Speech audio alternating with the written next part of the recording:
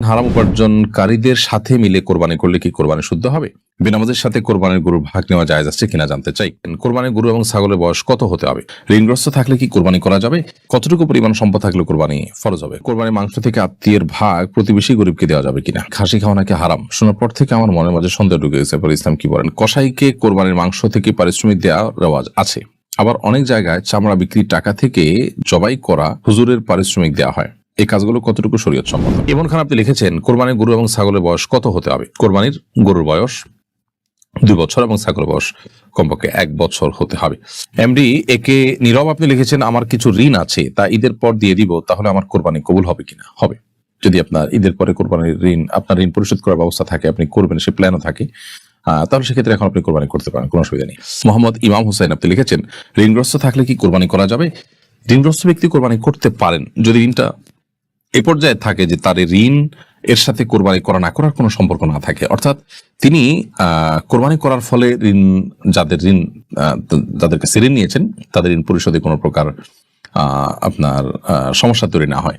অনেক ঋণ আছে যেগুলো তিনি নির্দিষ্ট সময় নিয়েছেন, সে সময় এখনো আছে, তিনি দিবেন, এর মধ্যে তিনি ঋণ করে কোরবানি করছেন, অথবা ঋণ করে কোরবানি করেছেন, এদিকে তার ঋণ পরিশোধ করার সুযোগ আছে, সেই হিসাবে তিনি ঋণ করেছেন, তো এটা জায়েজ আছে, কোনো অসুবিধা নেই।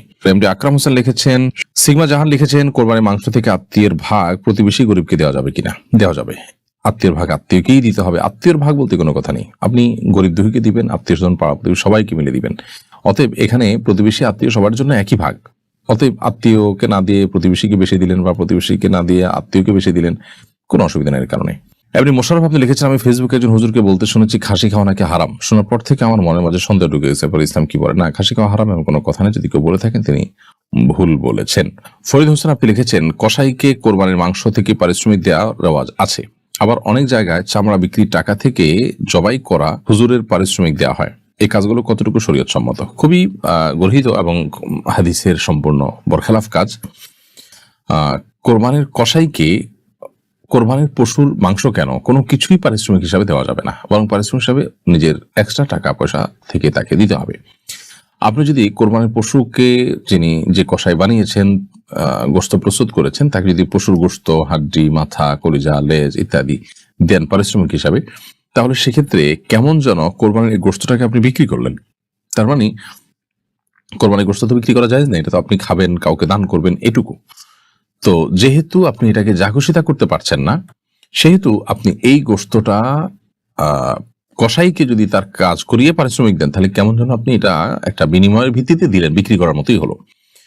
তো নবী করিম সাল্লাল্লাহু আলাইহি ওয়াসাল্লাম আলী রাদিয়াল্লাহু তাআলা আনহুকে পরিষ্কারভাবে নিষেধ করেছেন যে তিনি যেন কসাইকে কোরবানির পশুর কোনো গোশত ইত্যাদি না দেন, তাকে উপযুক্ত পারিশ্রমিক দিয়ে দিবেন, যাতে কোনো প্রকার তার হক নষ্ট না হয়, ঠকানো না হয়। কিন্তু তাই বলে গোশত বা কোরবানির পশুর কোনো কিছু দেওয়া যাবে না। একইভাবে যিনি জবে করেছেন সেই হুজুরকে যদি আপনি জবেহের পারিশ্রমিক দেন, তো সেটা আপনি নগদ টাকা দিবেন, অন্য কিছু দিবেন, কিন্তু কোরবানির গোশত দিয়ে বা কোরবানির পশুর কোনো কিছু দিয়ে যদি পারিশ্রমিক দেন, তাহলে সেক্ষেত্রে এই কোরবানির পশুর গোশত বা তার অংশকে আপনি কোনো বিনিময়ের ভিত্তিতে দিলেন, এটা বিক্রি করার মতোই হয়ে গেল, সেটা কিন্তু জায়েজ নাই। এবং এই বিষয়টি আমরা না জানার কারণে অনেকে ভুল করে বসে থাকি। অনেকে কসাইকে সামান্য পয়সায় নেই, কসাইও জানে যে টাকা কম দিলে কি হবে, গোশত একটু বাড়িয়ে দিবে, এবং বলেও থাকে যে গোশত একটু বাড়িয়ে দিবেন, তাহলে সেক্ষেত্রে তার ঘরে পোষায় যায়। তো এভাবে আসলে চুক্তি করা জায়েজ নাই। সাপ তাকে বলে দিতে হবে, তুমি গরিব হলে অন্য 10 জন গরিবের মতো তোমাকে আমি দিতে পারি, সেটা আমার ব্যাপার, কিন্তু পারিশ্রমিক তুমি যেটা নেবে সেটা অত্যন্ত ক্লিয়ার, এরকমটি করা উচিত। ফাইয়াজ হোসেন আপনি লিখেছেন, হারাম উপার্জনকারীদের সাথে মিলে কোরবানি করলে কি কোরবানি শুদ্ধ হবে? কোরবানি অবশ্যই, যদি আপনি যৌথভাবে কোরবানি করেন, তো অবশ্যই হালাল উপার্জনকারীর সাথে কোরবানি করা উচিত। আপনি কোনো হারাম উপার্জনকারীর সাথে কোরবানি করতে যাবেন না, এতে আপনার কোরবানি বিশুদ্ধ হবে না। যদিও এক্ষেত্রে অনেক উলামা একরাম ভিন্নমত পোষণ করেছেন যে আপনার কোরবানি, আপনার টাকা, এটা ঠিক থাকলে আপনারটা আপনার কবুল হবে, আপনার সাথে শরীক কেউ হলে তারটা ভুল ত্রুটিপূর্ণ থাকলে তারটা কবুল হবে না, কারণ কারোর পাপের বোঝা অন্য কেউকে বহন করতে হয় না। আবার যে সমস্ত উলামা একরাম বলেন যে না, কোরবানি বিশুদ্ধ হবে না, বিশেষ করে ফুকাহা হানাফ, এই সমস্ত ক্ষেত্রে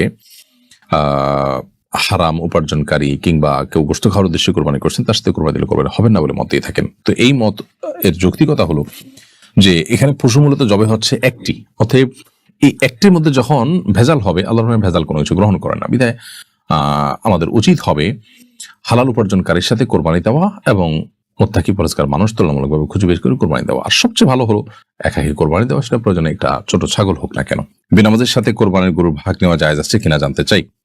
বেনামাজের সাথে কোরবানির গরুর ভাগ যথাসম্ভব আপনি নিবেন না, কারণ যিনি নামাজই পড়ছেন না তিনি কোরবানি কেন করছেন? নিশ্চয়ই গোশত খাওয়ার উদ্দেশ্যে করছেন, তার নিয়তের মধ্যে নিশ্চয়ই ভেজাল আছে। আর সম্পূর্ণরূপে সালাত ত্যাগকারী ব্যক্তি অনেক উলামায়ে কেরামের মতে ইসলাম থেকেই খারিজ হয়ে যায়। সব মিলিয়ে একজন বেনামাজের সাথে কোরবানি দেওয়ার কোন অবস্থাতেই উচিত নয়, জায়েজ নয়। বরং একজন দিনদার মুত্তাকি পরহেজগার মানুষের সাথে কোরবানি দিবেন। এবং যৌথ কোরবানি দিতে হলে একটা গরুতে কয়েকজন মানুষের কোরবানি দিতে হলে সেই ক্ষেত্রে এই বিষয়গুলো দেখে নেবেন যে লোকটা নামাজি কিনা, মুত্তাকি কিনা, গোশত খাওয়ার উদ্দেশ্যে করছেন না কোরবানি তার উদ্দেশ্য, এগুলো দেখে তারপরে কোরবানি করতে হবে। হারিল সাবরিনা খান অর্ণবী এই আইডি থেকে আপনি লিখেছেন, কতটুকু পরিমাণ সম্পদ থাকলে কোরবানি ফরজ হবে? কোরবানি ফরজ নয়, কোরবানি অনেক উলামার মধ্যে সুন্নাতে মুআক্কাদা, তবে ফুকাহা হানাফির মতে ওয়াজিব। ওয়াজিব যেহেতু, অতএব ওয়াজিব হবে হলো জাকাত দেওয়ার মতো সম্পদ, অর্থাৎ জাকাত ফরজ হতে যে পরিমাণ সম্পদ প্রয়োজন হয়, 7.5 ভরি স্বর্ণ কিংবা 52 ভরি রূপার সমমূল্য যদি কারোর কাছ থাকে, 52 ভরি রূপার বাজার মূল্য বর্তমানে 70 থেকে 80,000 টাকা প্লাস মাইনাস। এই টাকা যদি কারোর কাছে কোরবানির মৌসুমে থাকে তার উপর জন্য কোরবানি করা ওয়াজিব। ঋণ মুক্ত যদি